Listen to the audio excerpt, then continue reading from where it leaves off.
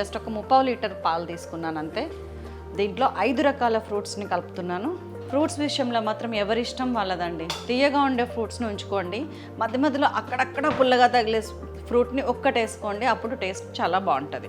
ఇప్పుడు నేను ఈ పాలు పొంగొచ్చే వరకు వెయిట్ చేస్తాను. పాలు ఎంచక్క మసులుతున్నాయి.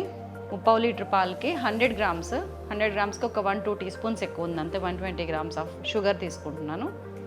అండ్ ఇదేమో కస్టర్డ్ పౌడర్. ఇది జస్ట్ 3 టేబుల్ స్పూన్స్ అనుకోండి, లేకపోతే 30-40 గ్రామ్స్ ఆఫ్ కస్టర్డ్ పౌడర్ తీసుకున్నాను. దీన్ని ఏం చేస్తారంటే మీరు ఇదిగోండి చల్లటి పాలు తీసుకోండి. దయచేసి వాటర్లో కానీ లేకపోతే వేడి పాలల్లో కానీ కలపొద్దు కస్టర్డ్ పౌడర్ని. దీన్ని ఇందులో వేసి మంచిగా పేస్ట్ లాగా కలుపుకుందాం.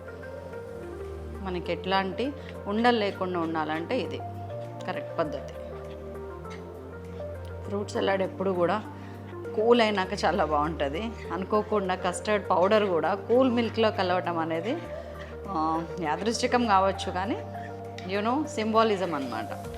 చూసారా చక్కగా ఎటువంటి గిండలు లేకుండా మంచిగా కరిగిపోయినది. ఎందుకైనా మంచిది మరొక్కసారి కలపండి. కింద మనకి పాలల్లో షుగర్ కూడా కలిసిపోయింది.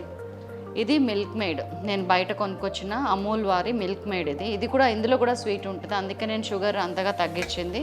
దీన్ని కూడా వేసి కలుపుతున్నాను. చూడండి, దీనివల్ల ఎక్స్ట్రా టేస్ట్ వస్తుంది కస్టర్డ్కి. నేను చెప్పాను కదా ఒక్కొక్కరు ఒక్కొక్క తీరుగా చేస్తారండి అని. మన ఫుడ్ ఎక్స్ప్రెస్లో సైలాస్ కిచెన్లో ఇలా చేస్తామన్నమాట. మిల్క్ మేడ్ కూడా కలిసిపోయినది. ఇప్పుడు ఫైనల్లీ మన కస్టర్డ్ పౌడర్. ఇది మనం బొంబాయి రవ్వలో నీళ్ళలో బొంబాయి రవ్వ వేసేటప్పుడు ఉప్మాకి ఎట్లా కలుపుతామో అంత జాగ్రత్తగా కలపండి. సిమ్లో ఉంది స్టవ్. నేను చక్కగా ఇది వేసి తిప్పేస్తున్నాను. చూడండి, బస్ ఇట్లా ఏమైనా లాస్ట్కి లంప్స్ ఉంటే వదిలేసేయండి, లేదా కొన్ని పాలు కలుపుకొని కరిగినాక వేయండి.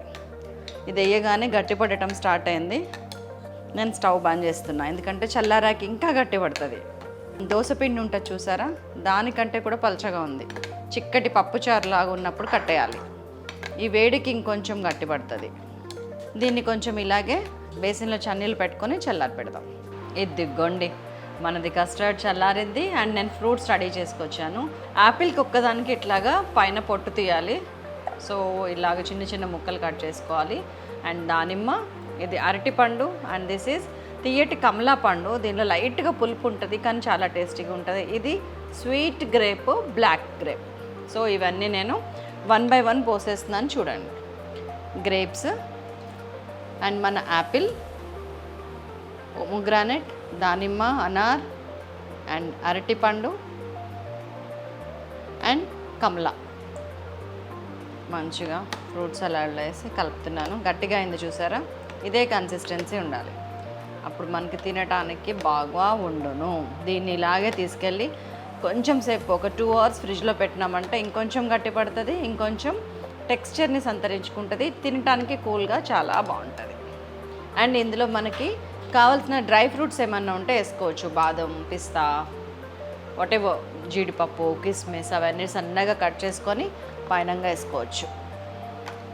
సో నేను గార్నిష్ చేసేటప్పుడు వేస్తాను. చక్కగా ఫ్రిడ్జ్లో పెట్టుకుందాము. చాలా సింపుల్గా పిల్లలకి చాలా ఇష్టమైన ద బెస్ట్ ఫ్రూట్స్ అన్నీ మిక్స్ అయిన హెల్దీ స్వీట్. ఇది కంపల్సరీ చేయండి. ఈ సమ్మర్లో ఎక్కువ సార్లు చేయండి, సో దట్ వాళ్ళు సపోర్ట్ చేయకుండా మీ మాట వింటారు. ఇంటి పట్టున ఉంటారు ఎండలో తిరగకుండా. తిరిగి వచ్చినా కానీ ఈ ఫ్రూట్స్ అన్నీ చాలా మంచిది, కంపల్సరీ పెట్టండి. This is our fruit salad. మన డ్రై ఫ్రూట్స్, జీడిపప్పు, బాదం పప్పు పైనంగా వేస్తున్నాం. That's all. సో సింపుల్గా చేయండి, టేస్టీగా చేయండి. దాంతోపాటు లైక్ కూడా చేయండి, సబ్స్క్రైబ్ చేయండి, షేర్ చేయండి.